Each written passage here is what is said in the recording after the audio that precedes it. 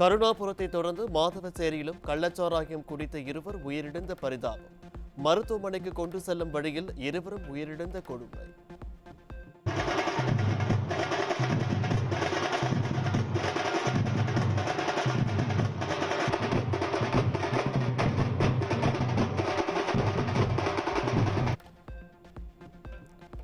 மாதவச்சேரியில் உயிரிழந்த இருவரது உயிரிழப்பும் கள்ளச்சாராய மரணத்தில் வராது என வெந்த புண்ணில் வேல் பாய்ச்சிய போலீஸ். கள்ளச்சாராயம் அருந்தி தனியார் மருத்துவமனையில் சேர்க்கப்பட்டு இருந்ததால் கணக்கில் வராது என கூறும் விடியா அரசின் மோசடி நாடகம். அவங்க நைட் போய் சாராயம் குடிச்சிட்டு வந்தாங்க. காலையில் எங்களுக்கு வாமிட் வருது, வயிறு வலி, கண்ணு தெரியல அப்படின்னு சொன்னார். ஹாஸ்பிட்டலுக்கு எடுத்துக்கிட்டு போனோம். எடுத்துக்கிட்டு போகிற வழியிலே இறந்துட்டதால் நாங்கள் திரும்ப கொண்டு வந்துட்டோம். அடுத்த நாள் நாங்கள் போய் எல்லாம் அடக்கம் முடிச்சுட்டு வந்ததுக்கப்புறம் சிஐடியிலேருந்து ஆஃபீஸர்ஸ் வந்தாங்க. எதனால் இறந்தாங்க அப்படின்னு சொல்லி கேட்டாங்க. நாங்கள் இந்த மாதிரிலாம் சொன்னாங்க அப்படின்னு சொன்னோம். சரிங்க அப்படின்னு சொல்லி யார் மேலேயாச்சும் சந்தேகம் இருக்குதான்னு கேட்டாங்க. எங்களுக்கு யார் மேலேயும் சந்தேகம் இல்லைன்னு சொன்னதால் நாங்கள் நம்பர் வாங்கிட்டு போகிறோம், நம்பர் வாங்கிக்கிட்டு நாங்கள் ஏதாச்சும்னா இன்ஃபார்ம் பண்ணுறோம் அப்படின்னு சொன்னோம். இல்லை, கொண்டு போகிற வழியிலே இறந்துட்டதால் சஞ்சீவி ஹாஸ்பிட்டலுக்கு தான் கொண்டு போனாங்க. அங்கே போகிற வழியிலே இறந்துட்டதால் அப்படியே கொண்டு வந்துட்டாங்க. திரும்ப எங்கே கிடைக்குதுன்னெலாம் எங்களுக்கு தெரியலங்க. போனார், சாராயம் தான் குடிச்சு இறந்தாங்க. அப்புறம் அடுத்த நாள் அங்கே கூட குடித்தவங்கலாம் சொல்கிறாங்க, இங்கே தான் இவங்க 2 பேர் தான் குடித்தாங்க அப்படின்ற மாதிரி சொல்கிறாங்க. எங்களுக்கு முதல்ல இறந்ததால் எங்கள் ஊர்லேயே எங்கள் மாமனார் தான் முதல்ல இறந்ததால் எதனால் இறந்தாரு அப்படின்ற மாதிரி தெரியல. அதிகமாக குடித்ததால் இறந்துட்டாரு அப்படின்ற மாதிரி நாங்கள் இருந்துட்டோம். அடுத்த நாள் தான் சொல்கிறாங்க, இந்த மாதிரி இவங்க எல்லாம் தான் உட்காந்து குடித்தாங்க. கண்ணு தெரியலன்னு சொன்னார். கை கால்லாம் ஒரு மாதிரி இங்கே இழுத்து மாதிரி ஆயிடுச்சு, கை கால்லாம் விழுந்துருச்சு அப்படியே. அதுக்கப்புறம் தான் ஆட்டோ கூப்பிட்டு ஹாஸ்பிட்டல் கொண்டு போனாங்க. 50க்கும் மேற்பட்ட உயிர்களை காவு வாங்கியும் கள்ளக்குறிச்சியில் ஆறாக ஓடும் கள்ளச்சாராயம். கோணி பைகளில் வைத்து கள்ளச்சாராய பாக்கெட்டுகள் படு ஜோராக விற்கப்படும் அவல.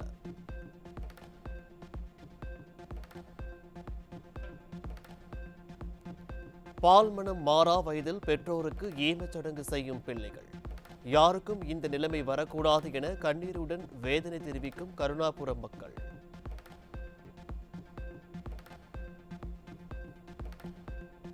மாவட்ட நீதிமன்றம் வட்டாட்சியர் அலுவலகம் இருக்கும் பகுதிக்கு வெகு அருகிலேயே உள்ள கருணாபுரம்.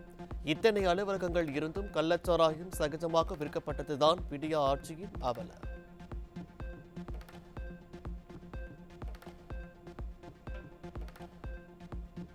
தமிழக சட்டமன்றத்திற்கு கருப்பு உடை அணிந்து வருகை தந்த எதிர்க்கட்சித் தலைவர் எடப்பாடி கே பழனிசாமி கள்ளக்குறிச்சி கள்ளச்சாராய உயிரிழப்புகளுக்கு காரணமான விடியா அரசை கண்டித்து கருப்பு உடையில் வருகை. தமிழக சட்டமன்றத்திற்கு கருப்பு உடையில் வருகை தந்த அதிமுக எம்எல்ஏக்கள். கருணாபுரம் கள்ளச்சாராய சம்பவத்தை அடுத்து 2 தினங்களாக தமிழகமே கருப்பு தினத்தை கடைபிடித்து வந்த நிலையில் கருப்பு உடை அணிந்து வருகை. தமிழக சட்டப்பேரவையில் ரிசைன் ஸ்டாலின் என்ற பதாகைகளுடன் சபாநாயகர் இருக்கையை முற்றுகையிட்ட அதிமுக சட்டமன்ற உறுப்பினர்கள். விடியா அரசின் முதல்வர் ஸ்டாலின் பதவி விலக வேண்டும் என முழக்கம்.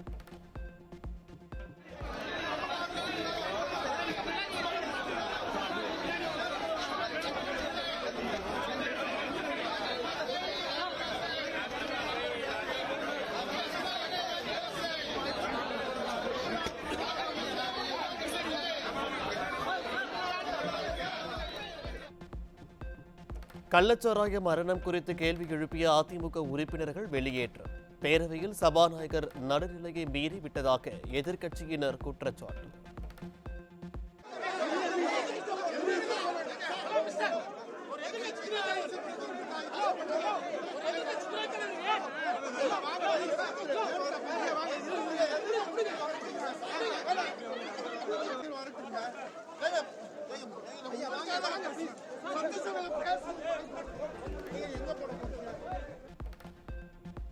சட்டமன்றத்தில் மக்கள் பிரச்சினைக்காக பேச வேண்டும் என குரல் எழுப்பிய அதிமுக எம்எல்ஏக்கள் வெளியேற்றம்.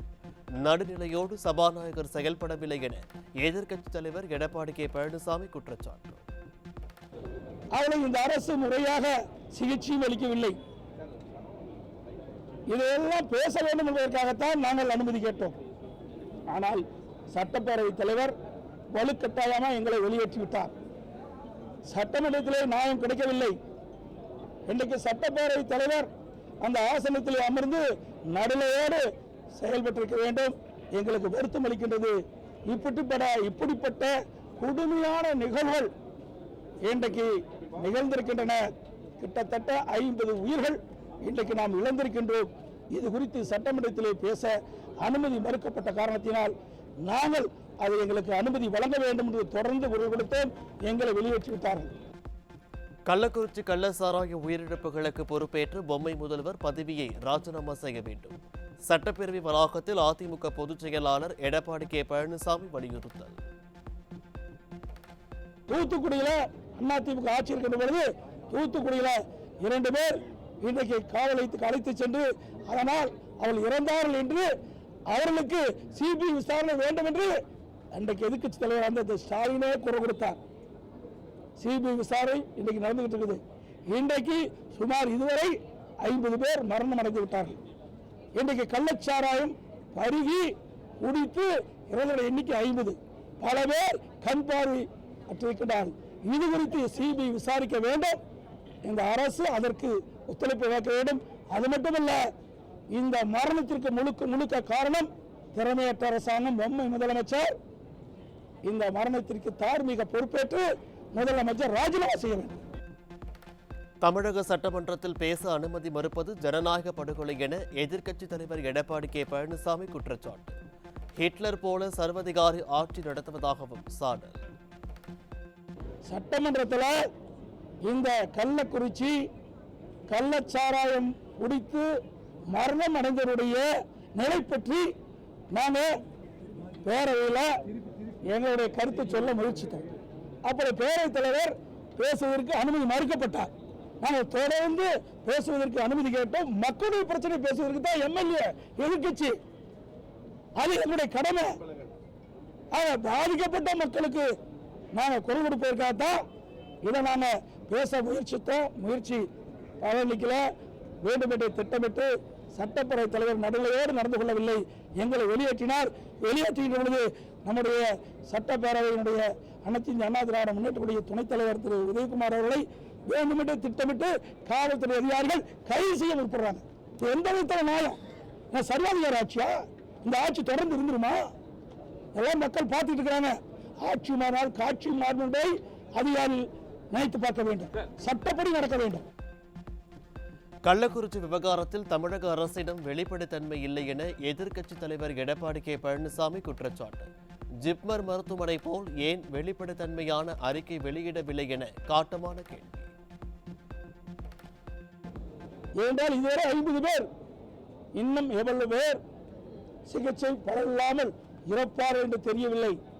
ஏனென்றால் ஜிப்மர் மருத்துவமனையில் 16 பேர் கவலைக்கிடம் இருப்பதாக செய்திகள் வெளிவந்துள்ளன. இன்னும் பல மருத்துவமனையிலே வெளிப்படைத்தன்மை இல்லை. எவ்வளவோ சிகிச்சை படுறாங்க, என்ன நிலையில் இருக்கிறாங்க என்ற விவரம் ஒன்றுமே தெரியவில்லை. இதையெல்லாம் சட்டமன்றத்தில் பேச வேண்டும் என்பதற்காகத்தான் நாங்கள் முயற்சி செஞ்சோம். மக்களுடைய நலன் கருதி, மக்களுடைய பிரச்சனை கருதி அங்கு இருக்கின்ற மக்களுக்கு எங்களால் முடிந்த உதவிகளை செய்ய வேண்டும் இந்த அரசின் மூலமாக. அதற்காகத்தான் நாங்கள் சட்டமன்றத்திலே பேசுவதற்கு முயற்சி செய்தோம். அதையும் மறுக்கப்பட்டு எங்களை வெளியேற்றிருக்கின்றார்கள். அது வெளிப்படைத்தன்மை இல்லை. அந்த முறையான சிகிச்சை அளிக்கவில்லை.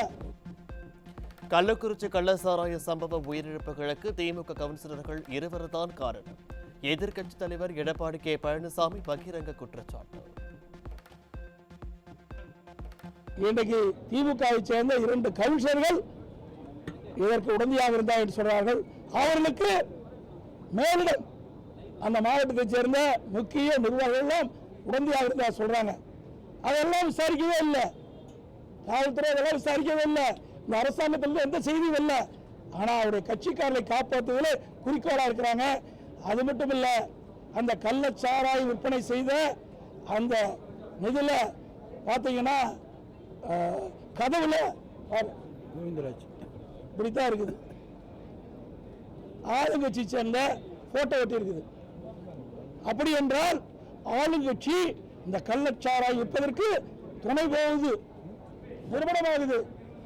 இப்படியெல்லாம் ஆட்சி அதிகாரத்தை வைத்து இந்த கள்ளச்சாராய் விற்பனை செய்ததன் மூலமாக மதிக்க முடியாத இன்றைக்கு 50க்கும் மேற்பட்ட உயிர்கள் இழந்திருக்கின்றோம்.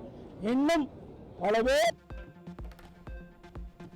கள்ளக்குறிச்சி கள்ளசாராயம் சம்பவம் தொடர்பாக சிபிஐ விசாரணை தேவை. அதிமுக பொதுச் செயலாளரும் சட்டமன்ற எதிர்க்கட்சி தலைவருமான எடப்பாடி கே பழனிசாமி வலியுறுத்தல். தூத்துக்குடியில அதிமுக ஆட்சி இருக்கின்ற பொழுது தூத்துக்குடியில 2 பேர் இன்றைக்கு காவல் நிலையத்துக்கு அழைத்து சென்று அதனால் அவர்கள் இறந்தார்கள் என்று அவர்களுக்கு சிபிஐ விசாரணை வேண்டும் என்று அன்றைக்கு எதிர்க்கட்சி தலைவர் அந்த ஸ்டாலினே குரல் கொடுத்தார். சிபிஐ விசாரணை இன்றைக்கு நடந்துகிட்டு இருக்குது. இன்றைக்கு சுமார் இதுவரை 50 பேர் மரணம் அடைந்து விட்டார்கள். இன்றைக்கு கள்ளச்சாராயம் பருகி குடித்து இறந்தவர்கள் எண்ணிக்கை 50. பல பேர் கண் பார்வை அற்றிருக்கிறார்கள். இது குறித்து சிபிஐ விசாரிக்க வேண்டும். இந்த அரசு அதற்கு ஒத்துழைப்பு வைக்க வேண்டும். அது மட்டுமல்ல, இந்த மரணத்திற்கு முழுக்க காரணம் திறமையற்ற அரசாங்கம், பொம்மை முதலமைச்சர். இந்த மரணத்திற்கு தார்மீக பொறுப்பேற்று முதலமைச்சர் ராஜினாமா செய்ய வேண்டும். கள்ளக்குறிச்சி கள்ளசாராய மரணம் குறித்து மக்களிடம் சொல்வதற்கு கூட பேரவையில் தமிழக முதல்வர் பங்கேற்கவில்லை. தலைமை செயலக வளாகத்தில் எதிர்க்கட்சி தலைவர் குற்றச்சாட்டு.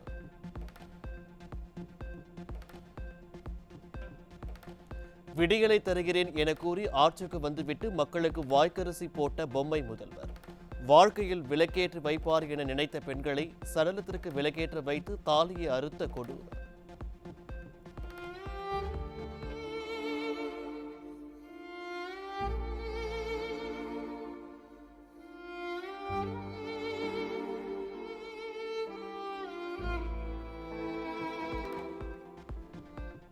கள்ளக்குறிச்சி கருணாபுரத்தில் கள்ளச்சாராயம் அருந்தி கண் எரிச்சலோடு வீட்டிலேயே முடங்கிய பெண்மணி. மருத்துவக் குழு வீடு வீடாக நடத்திய சோதனையில் பாதிக்கப்பட்ட பெண்மணி கண்டறியப்பட்டு அரசு மருத்துவமனையில் அனுமதி.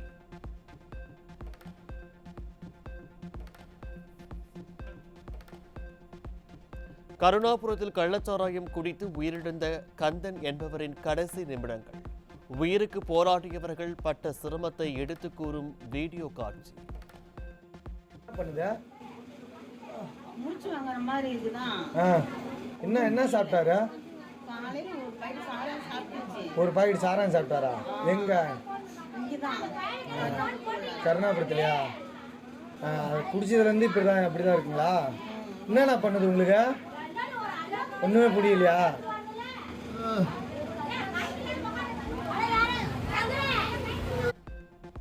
கள்ளக்குறிச்சி கருணாபுரம் மயானத்தில் திரும்பிய திசையெங்கும் மாலைகள் குவிந்து குப்பையாக மாறிய காட்சிகள். எதிர்க்கும் இந்த நிலை வரக்கூடாது என்றும் கள்ளச்சாராயத்தை அறவே ஒழிக்க வேண்டும் எனவும் தூய்மை பணியாளர்கள் வலியுறுத்தல். இவ்வளோ இது நாங்கள் இது வரைக்கும் பார்த்தது இல்லைங்க. இதுதான் முதல் தடவை. அதே மாதிரி எப்பயோ ஒரு டெத் ஆனால் அது நார்மலு. இந்த வாட்டி தாங்க இந்த மாதிரி ரோடு முழுக்க வெறும் மாலையாக தான் இருக்குது எல்லாமே. ஆனால் இது வரைக்கும் இது மாதிரி நடந்ததில்லை. இந்த தடவை தான் இது மாதிரி நடந்திருக்கு. ரொம்ப இதாக தான் இருக்குது, வருத்தமாக தான் இருக்குது. கள்ளச்சாராய மரணம் குறித்து ஊடகங்களிடம் பேசக்கூடாது என பாதிக்கப்பட்டவர்களுக்கு மிரட்டல். தாலி அறுத்த விடிய அரசுக்கு எதிராக பேட்டி அளித்தால் நிவாரணம் கிடையாது என திமுகவினர் வீடு வீடாக சென்று மிரட்டல். கடந்த ஓராண்டுக்கு முன்பு நடந்த மரக்காணம் சம்பவத்தில் இருந்து இதுநாள் வரை என்னென்ன நடவடிக்கை எடுத்துள்ளீர்கள்? தமிழக அரசுக்கு உயர்நீதிமன்ற நீதிபதிகள் கிருஷ்ணகுமார் மற்றும் குமரேஷ் பாபு அமர்வு சரமாரி கேள்வி. கள்ளக்குறிச்சியில் கள்ளச்சாராயம் விற்பது பற்றி யூடியூப்பில் பல வீடியோக்கள் வெளியானது போதும் அவை கம்பளத்தின் கீழே வைக்கப்பட்டதா? தமிழக அரசுக்கு சென்னை உயர்நீதிமன்றம் சரமாரி கேள்வி. பள்ளியில் கல்வி பயிலும் 3 குழந்தைகள் தாய் தந்தையை இழந்து அனாதையான பரிதாபம். மதுவால் விதவை பெண்கள் அதிகமாவதாக கூறிய கனிமொழி எம்பி, மக்கள் அனாதைகளான பின்பும் பேரமதி காத்து அவல.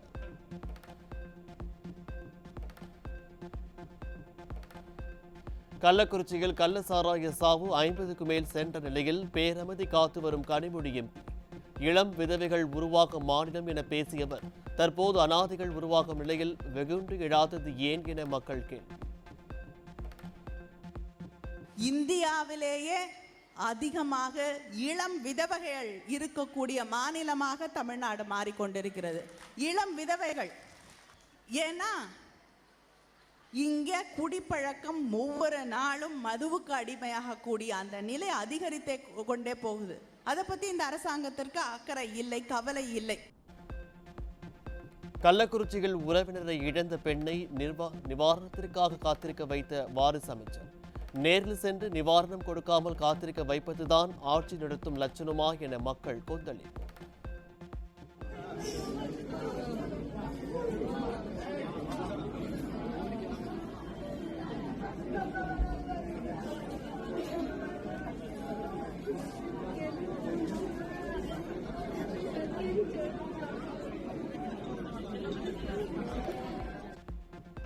வேலூர் மாவட்டத்தில் ஒரே நாளில் 50 கள்ளச்சாராய வியாபாரிகள் கைது. இத்தனை நாளும் 50 பேரும் கள்ளச்சாராயம் விற்பதற்கு ஒப்புதல் வாக்குமூலம் அளித்த விடியா காவல்துறையின் நடவடிக்கை.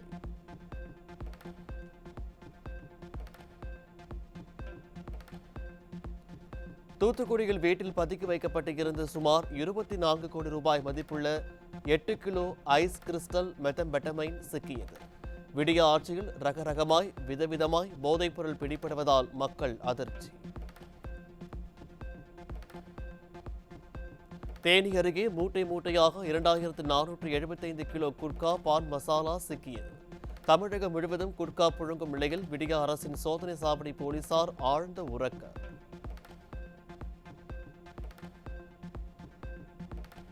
இந்திய தௌஹீத் ஜமாஅத் தலைவர் SM பாக்கர் மறைவுக்கு அதிமுக பொதுச் செயலாளர் எடப்பாடி K பழனிசாமி இரங்கல்.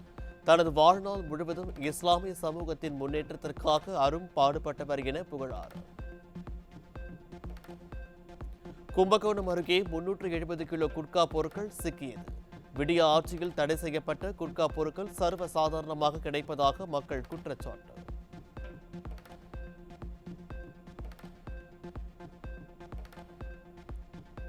சென்னைக்கு கடத்தி வரப்பட்ட 2.5 கிலோ கடத்தல் தங்கம் சிக்கியது. மலேசியா அபுதாபியில் இருந்து கடத்தி வந்தவர்களிடம் விசாரணை. நெல்லையப்பர் கோவில் தேரோட்டத்தின் போது தேரின் 4 வடங்கள் அடுத்தடுத்து அறுந்ததால் அதிர்ச்சி. ஒரு அடி கூட நகராத தேரில் வடம் அறுந்ததால் என்ன திருவிழா நடத்துறாங்க என மக்கள் விமர்சனம். தேரை இழுக்கவே ஆரம்பிக்கல, MP வந்து கையை வச்சு இழுக்காத உடனே அந்து போச்சு. எவ்வளவு பெரிய அவசரம். ஒரு வருஷமும் திருநெல்வேலியில 513 வருஷமா ஓடிட்டு இருக்கு. 518 வருஷத்துல ஒரு வருஷம் கூட இப்படி ஆனது கிடையாது. இந்து சமய அறநிலையத்துறையினுடைய மிகப்பெரிய ஒரு செயல் குறைபாடு தான் காரணம். பல வருஷமா இந்த வடத்தை மாத்துங்கன்னு சொல்லியாச்சு. நேற்று முதற்கொண்டு சொல்லியிருக்கோம். இந்து மணில இருந்து இந்த பக்தர்கள் அத்தனை பேர் சொல்லியிருக்காங்க வடத்தை மாத்துங்கன்னு. 2 வடம் அந்த போயிருக்கு. இருக்கிறது 4 வடம். 4 வடத்துல 3 வடம் அந்த போச்சு. சிவகங்கை மாவட்டம் தேவக்கோட்டை அருகே 17 ஆண்டுகளுக்கு பின்னர் பலத்த போலீஸ் பாதுகாப்புடன் நடைபெற்ற கண்டதேவி கோவில் தேரோட்டம். 2006ஆம் ஆண்டு தேரோட்டம் நடைபெற்ற நிலையில் பழுதெழுந்த தேர் புதுப்பிக்கப்பட்ட நிலையில் அமைதியாக தேர் இழுத்த பக்தர்கள்.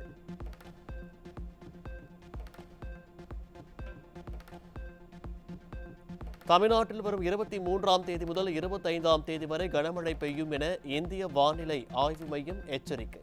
கேரளா மற்றும் கடலோர கர்நாடகாவிலும் இன்று மிக கனமழை பெய்யும் எனவும் தகவல்.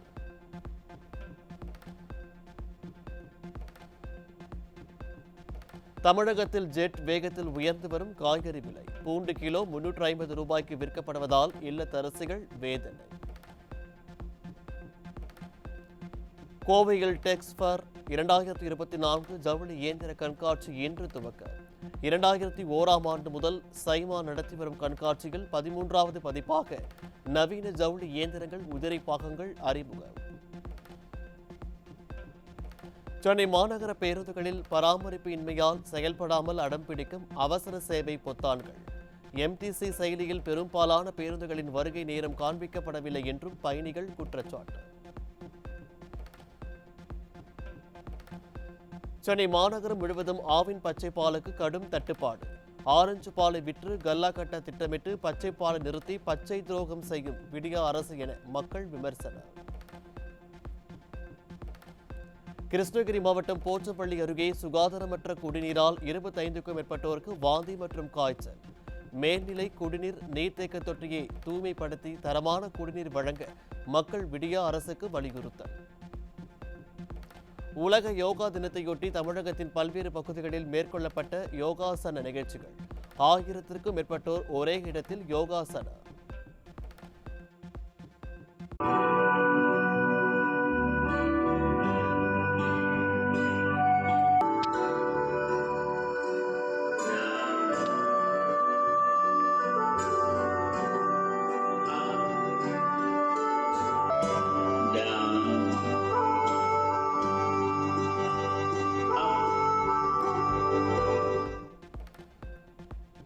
உலகம் முழுவதும் கொண்டாடப்பட்டு வரும் உலக யோகா தினம். இந்தியாவின் பல்வேறு பகுதிகளில் யோகாசனத்தில் ஈடுபட்டு வரும் பிரபலங்கள் மற்றும் நாட்டு மக்கள்